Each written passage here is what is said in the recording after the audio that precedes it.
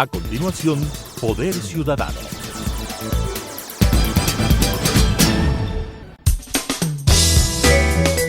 Clasificación B, bajo supervisión de un adulto.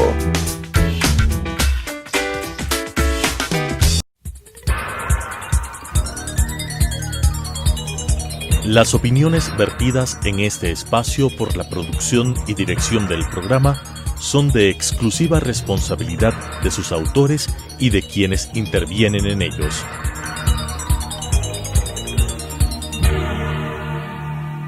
Telesucesos Canal 29 UHF presenta Poder Ciudadano, una ventana construida desde la visión plural ciudadana para la expresión de sus anhelos, demandas y aspiraciones, con la conducción del doctor Patricio Picón.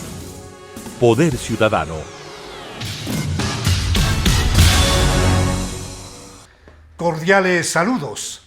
Esta noche el programa Poder Ciudadano tiene el privilegio de contar con el presidente Osvaldo Hurtado Larrea.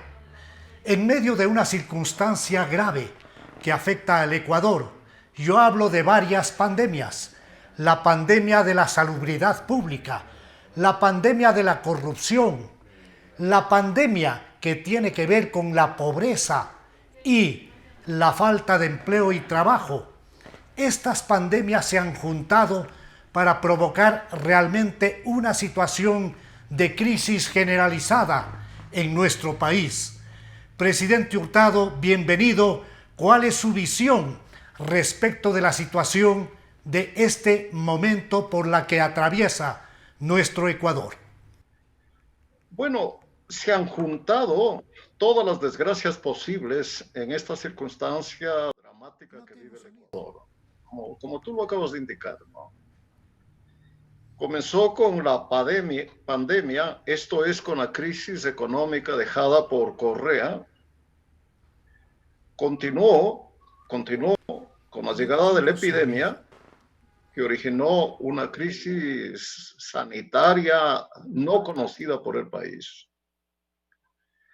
Ha seguido con la paralización de las actividades económicas y como consecuencia de eso, con una caída dramática de los ingresos, particularmente de la clase media, de los sectores populares y de los pobres. Y a todo eso se ha sumado una ola de corrupción, porque nosotros creíamos que él ya iba a terminar una vez que ha concluido el gobierno de Correa. Pero no, continúa. Y en los sectores más vulnerables, más necesitados, como es el caso de la salud. Bueno, no creo que en la historia del Ecuador se hayan juntado tantos males. Y lo he dicho ya en varias entrevistas, me parece que esta crisis supera a todas las crisis vividas en el periodo democrático, multiplicadas por X número, ¿no? Probablemente el Ecuador en su historia no ha tenido un desafío de esta naturaleza. Y es muy difícil de salir adelante luego de que Correa dejó la caja fiscal limpia, el país cubierto de deudas y gastados todos los ahorros que tenía la economía ecuatoriana. Y para colmo, los partidos políticos, los legisladores, algunos líderes, actúan como si todo lo que yo estoy diciendo no existiera. Y el Ecuador viviera un buen momento que les permite a los políticos decir y hacer lo que les venga en gana. Bueno, me extendí demasiado. A través de Montecristi, de la Asamblea Constituyente, creó todo el andamiaje. Esto es una carretera perfecta en materia de la ley y la Constitución para precisamente encontrar como respuesta la impunidad y para cometer una serie de fechorías. ¿Cuál es su criterio sobre el tema? No, reiteraría yo lo que vengo diciendo desde hace algunos años. El padre, la madre de la corrupción es Correa. Y esta no es una frase del político que criticó al dictador Correa desde el primer día que apareció en la vida pública nacional. Y quisiera comentar, el Ecuador es una sociedad muy permisiva, muy permisiva. No es una sociedad honesta como son otras sociedades del mundo. Hay deshonestidad en los negocios privados. Hay deshonestidad en las familias. Hay deshonestidad en la esquina en la que uno espera el autobús y alguien pone la mano en la cartera. Bien, siendo así nuestra sociedad, el Ecuador creó un marco jurídico muy estricto para enfrentar la corrupción.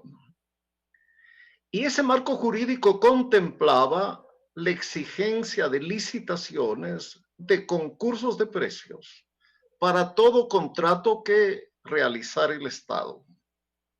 Y previos informes de la Contraloría y de la Fiscalía. Estos elementos eran filtros que detenían, que neutralizaban, que disminuían la corrupción. Bueno, Correa eliminó todo eso.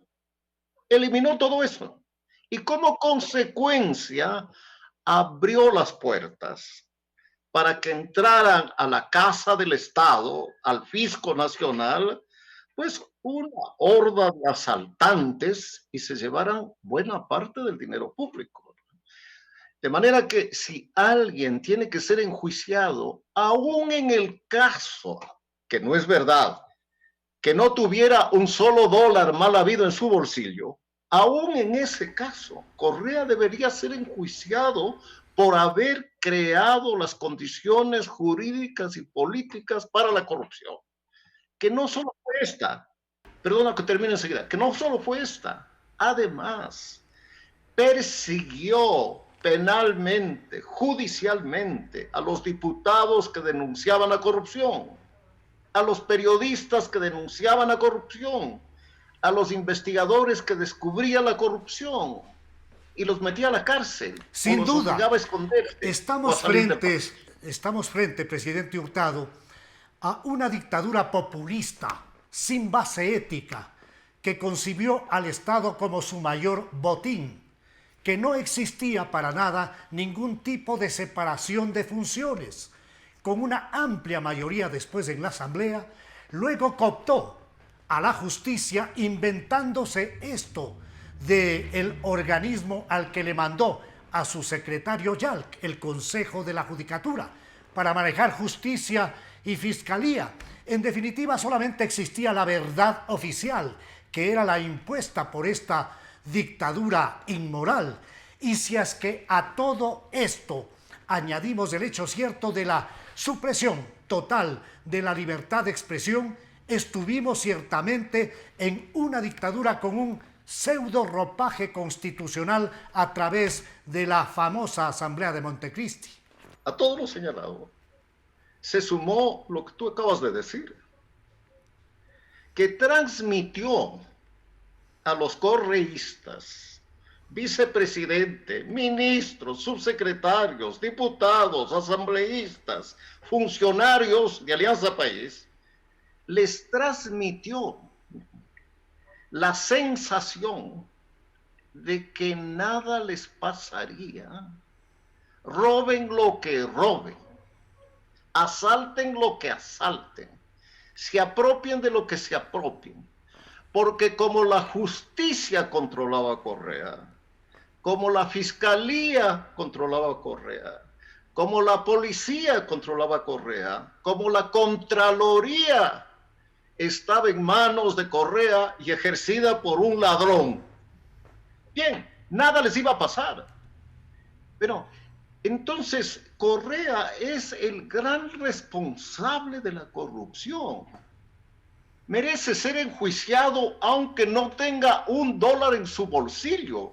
Presidente Hurtado, Estoy plenamente de acuerdo con esa visión, pero también es necesario establecer que estos 10 años robados de alguna manera continuaron, porque alrededor del actual gobierno persiste una serie de gente que fue muy cercana de ese gobierno de Correa Delgado.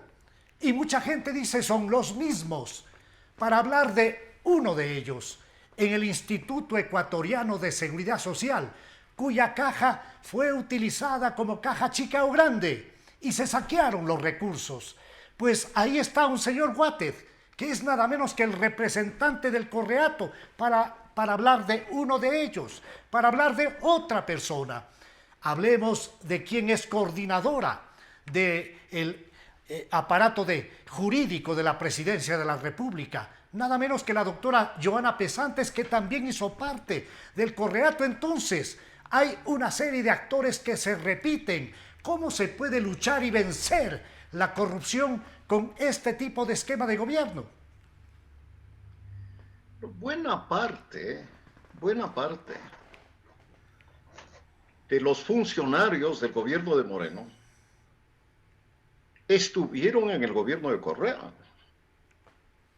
y participaron de todo aquello que en este momento estamos recordando y analizando, incluido Moreno. Estuvo 10 años en la segunda función del Estado. ¿Alguien más cerca que él estuvo de Correa? Creo que no, quizás su secretaria o su secretario. Bien, el hecho de que hayamos cambiado de gobierno no quiere decir que se haya cambiado de régimen. En buena parte, todo aquello que comencé a decir en la primera respuesta continúa. Sigue existiendo la posibilidad de contratar sin licitación y sin concurso de precios, para lo cual el funcionario lo único que tiene que hacer es declarar que hay emergencia nacional. ¿Y qué mayor emergencia que la epidemia o la pandemia del coronavirus? Entonces, mire usted, continúa el régimen jurídico favorable a la corrupción dejado por Correa. Nadie le exigió a estos funcionarios de los hospitales, nadie les exigió que antes soliciten un informe favorable de Contraloría o de Procuraduría. No, contrataban directamente. Entonces, mire, el problema del Ecuador no terminó con el gobierno de Correa, continúa en este gobierno. Y eso en el campo que conocemos. ¿Qué más habrá? Hay un tema adicional que realmente merece nuestra revisión, el que hace relación a la función electoral, que fue pervertida en los 10 años robados del Correato y que desde mi punto de vista todavía esto no ha cambiado. Estamos precisamente en este momento frente a un hecho concreto. El Contralor General del Estado, el doctor Pablo Celi, luego de haber ejecutado una auditoría de gestión al Consejo Nacional Electoral y haber presentado observaciones que, como usted sabe, son de cumplimiento obligatorio, pues ha enviado luego las sanciones respectivas que tienen que ver con nada menos que la destitución de Atamaín y los otros 2 vocales que hacen la mayoría de ese CNE, que para nada le asegura al Ecuador la posibilidad de elecciones sin apagones. ¿Cuál es su criterio sobre el tema? Bueno, el Consejo Electoral, en parte, encaja en lo que yo acabo de decir. Por lo menos 2 señoras que forman parte de él, formaron también parte del régimen de Correa. Eran personajes importantes del correísmo. Esto en cuanto a sus antecedentes. Pero examinemos su proceder. Me parece que existen evidencias de que la señora presidente del Consejo Nacional Electoral escapó del enjuiciamiento que iba a realizar la Asamblea Nacional y probablemente su destitución, ¿no? Ayudando al diputado, me parece de apellido Mendoza, que se ausentó el momento de las votaciones, envió a su suplente para que ella contribuyera a que no fuera enjuiciada finalmente y destituida. Bueno, ahí hubo un toma y daca, que es una forma de corrupción. Acomodar las resoluciones del Consejo Nacional Electoral, acomodar pues las decisiones de ese organismo. ¿Para qué? Para salvar pues la cabeza de su presidente. Bien, bueno, todo esto demuestra, ¿no?, que la cola de corrupción dejada por Correa todavía está presente, viva, actuando. Y mientras eso no cambie, seguiremos nosotros en ese orden de cosas, no solo en el campo de la corrupción, sino en el campo pues ya electoral. A mí me parece que hay evidencias, no solo en el caso de la señora presidente, sino de otro miembro del Consejo Nacional Electoral, Azuero, me parece que se llama, no recuerdo exactamente. Cabrera. Bueno, hay tres, ¿no? Hay tres, uno del Partido Social Cristiano y otro del Partido Morenista o Alianza País y un tercero de Correa. Pues hay evidencia de que ahí también se están haciendo las cosas como se hicieron durante el gobierno de Correa. Usar la justicia electoral, ¿para qué? Para perjudicar a unos y para beneficiar a otros, ¿no? En este caso, para ayudar pues a este diputado, ¿no?, que se estaba enriqueciendo en la provincia de Manabí con la construcción de hospitales. Yo tengo la evidencia de que el Ecuador democrático no va a permitir que esta trilogía, formada por Atamaín, Cabrera y Acero, sean los que manejen el nuevo proceso electoral. Y deberá definitivamente hacerse lo establecido por el organismo de control. Esto no puede quedar burlado. Más allá de los temas referidos a la corrupción rampante, también hemos visto una voluntad que se ha expresado por parte de una funcionaria que le ha dado respuestas concretas al Ecuador, y es la fiscal general del Estado, la doctora Diana Salazar. ¿Qué criterio tiene de la tarea que cumple la fiscal general? Bueno, como en el Ecuador, Correa acabó con todas las instituciones, incluso con dos que me parece eran muy importantes para el país, como era la Cancillería y el Banco Central. Ya no tenemos lo que antes tuvo el país. Pero afortunadamente, ahí sí, el Ecuador tuvo cierta fortuna. Tenemos una fiscal que no está, pues, que no se ha originado en ningún movimiento, partido político, en ningún grupo económico, sino que es una funcionaria de carrera de la Fiscalía General del Estado. Por otra parte, es una mujer que proviene de un sector de la sociedad que ha sido marginado. Y es un ejemplo como consecuencia de lo mucho que puede hacer ese grupo de ecuatorianos si tienen la oportunidad de prepararse. Y también de que existe ahí personas honestas y honradas. Bueno, gracias a la fiscal, es que Correa está con orden de prisión. Gracias a ella ha sido condenado el vicepresidente y varios ministros. Y gracias a ella se está investigando esta corrupción en los hospitales del Seguro Social.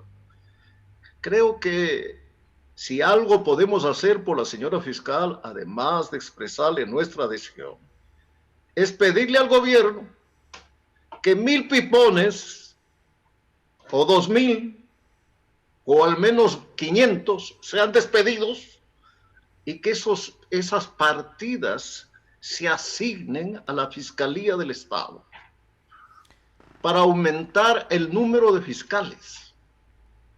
Porque la dimensión de la corrupción es tan gigantesca que a la final, si las cosas siguen así, aunque vayan bien, van a ser sancionados muy pocos.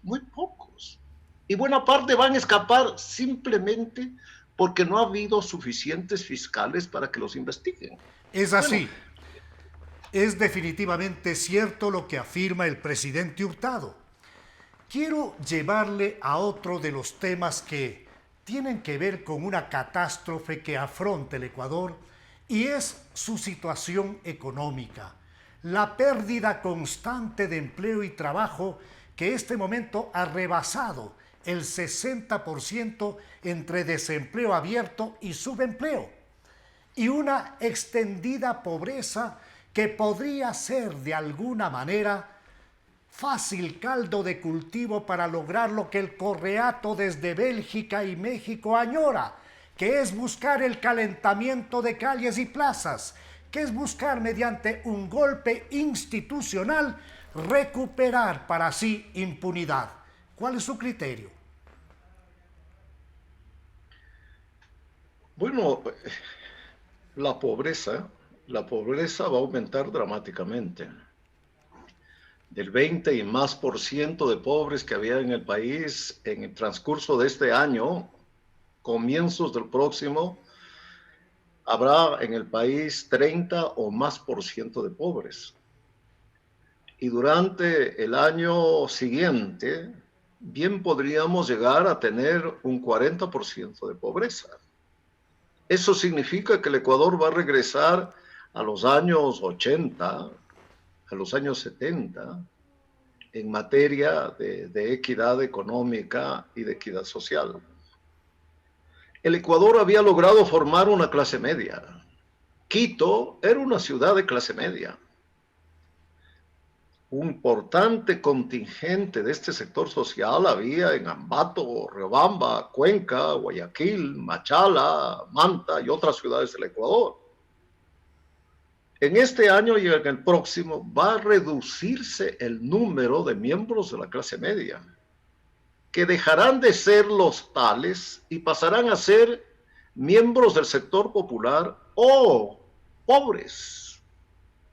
Van a dar un salto negativo desde clase media, automóvil, casa, trabajo, vacaciones, ropa, comida, a pobres, en el sentido de que no van a tener nada de lo que acabo de decir. No solo va a caer a la pobreza gente del sector popular, muchísima clase media va a caer en la pobreza. Bueno, frente a una situación de esta naturaleza, ¿no? Pienso que habría la necesidad de un acuerdo nacional, ¿no? Pero pues el gobierno no se ha interesado en ese acuerdo nacional.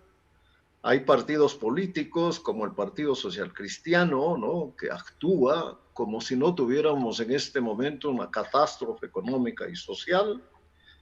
Y lo mismo sucede con otros legisladores, incluido del gobierno, ¿no? De tal manera que aquellas normas jurídicas que se enviaron, por ejemplo, para flexibilizar las relaciones laborales y facilitar contrataciones por horas, por ejemplo, ¿no?, por temporadas y todas las otras maneras, y que son importantes en este momento porque entre no trabajar y trabajar horas, entre no trabajar y trabajar una semana al mes, entre no ganar $1,000 y ganar 200 o 100, lo segundo es menos malo que no tener trabajo. Sin duda. Que no tener empleo y Sin que no duda. tener salario. Yo Pero estoy esa convencido. perspectiva no tienen en la cabeza mucha parte de los dirigentes políticos del país. Sin duda. Que están defendiendo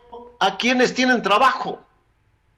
que son los menos. Y Es cada verdad, día presidente serán Hurtado. los menos. El tema tiene que ver con defender a los que no tienen trabajo.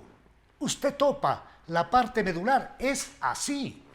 Pero lamentablemente no se entiende qué ocurre con una clase política que no está a la altura de las exigencias nacionales. Yo estoy convencido de que de este problema profundo solamente podemos salir con un gran acuerdo nacional. Pero por el momento esto ya se ve muy complejo. El gobierno está en su fase final y en una situación de debilidad total. Yo creo que corresponde buscar de entre los candidatos de mayor posibilidad, encontrar ese tipo de acuerdo nacional que permita con pocos puntos encontrar precisamente la luz al final del túnel. Tenemos una economía que está destrozada. Tenemos una situación en la parte social muy grave. Y naturalmente, si a todo esto incluimos el hecho cierto de que no hemos podido vencer a ese monstruo que es la corrupción, el cóctel está definitivamente preparado. Yo quisiera, en esta parte final del programa Poder Ciudadano, pedirle al presidente Hurtado que nos dé su criterio sobre las salidas que creo que puede tener el Ecuador a partir de buscar un acuerdo nacional.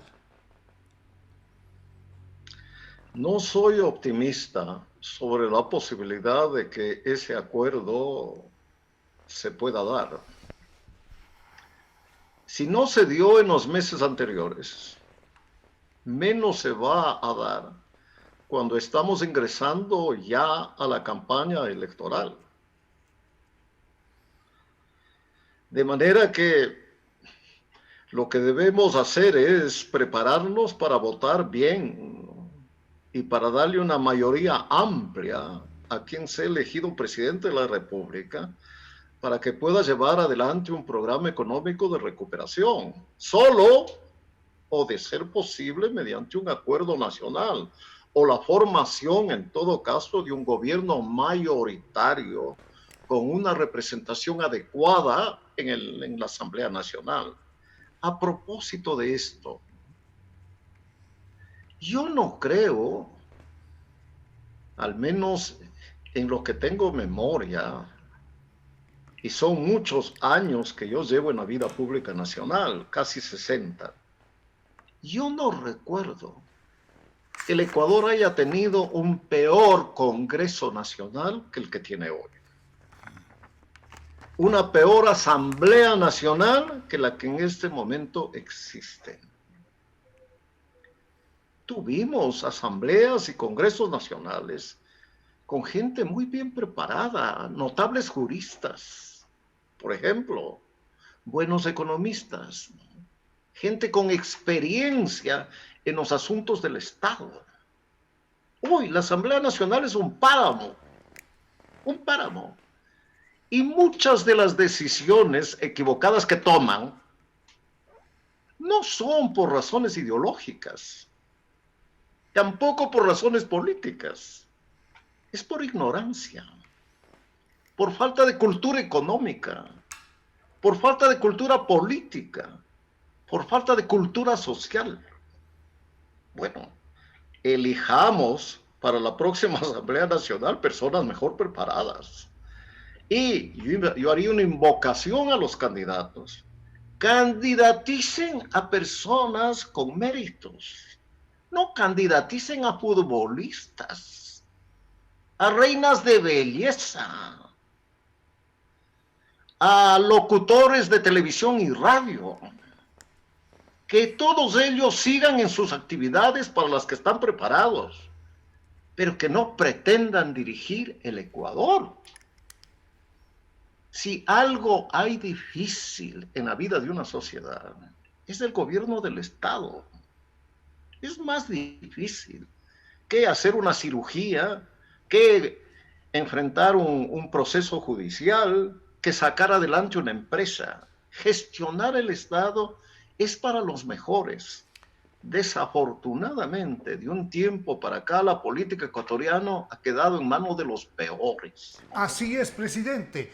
Uno de los problemas que es fundamental señalar es el hecho de que es responsabilidad de los partidos políticos el presentar candidatos que tengan precisamente las condiciones para dar respuestas a los problemas del Ecuador y que nos alejemos de esa política del populismo electoral, de llevar a personajes conocidos, a personajes que gozan de cierta popularidad, pero que lo único que aseguran es asambleas finalmente de muy mal nivel. Yo quisiera que el presidente Osvaldo Hurtado le dé un mensaje a la juventud ecuatoriana en torno a la posibilidad del uso adecuado del voto en democracia para no equivocar el camino correcto para buscar la recuperación económica, política, social y moral del país. Bueno, un lugar común en el Ecuador es criticar a la clase política. Con todos sus defectos y limitaciones, la clase política anterior a Correa era largamente más capaz y honesta que la clase política que acompañó a Correa y que hoy acompaña a Moreno.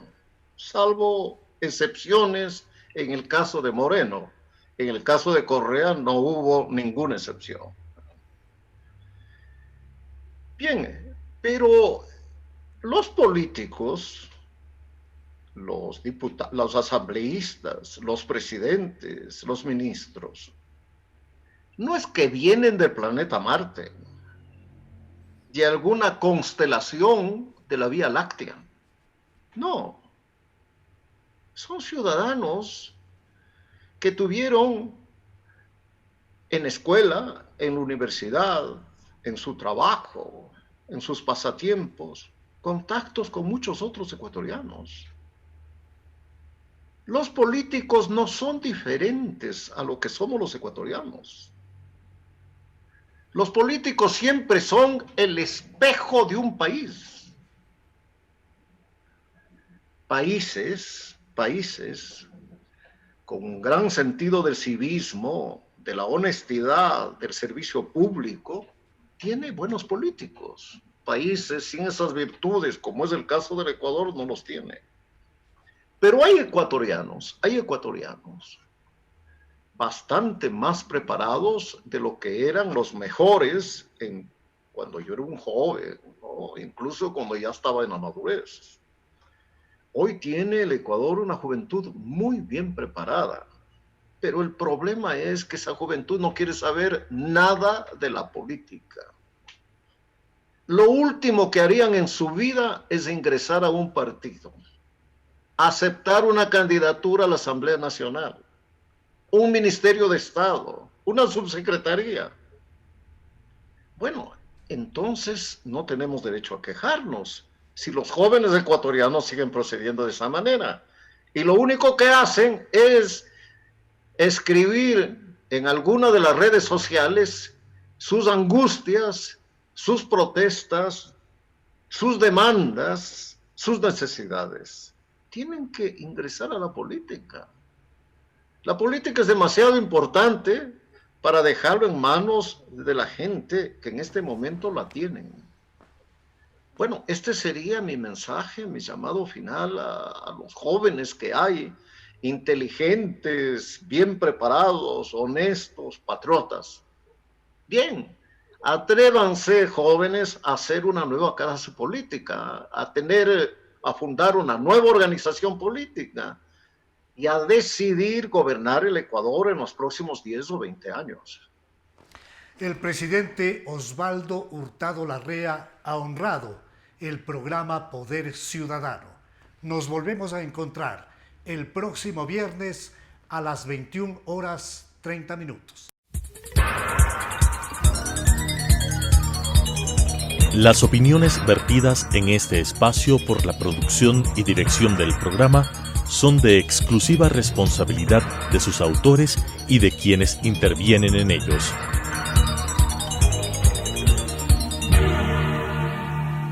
Telesucesos Canal 29 UHF presentó Poder Ciudadano, una ventana construida desde la visión plural ciudadana para la expresión de sus anhelos, demandas y aspiraciones, con la conducción del doctor Patricio Gijón. Poder Ciudadano.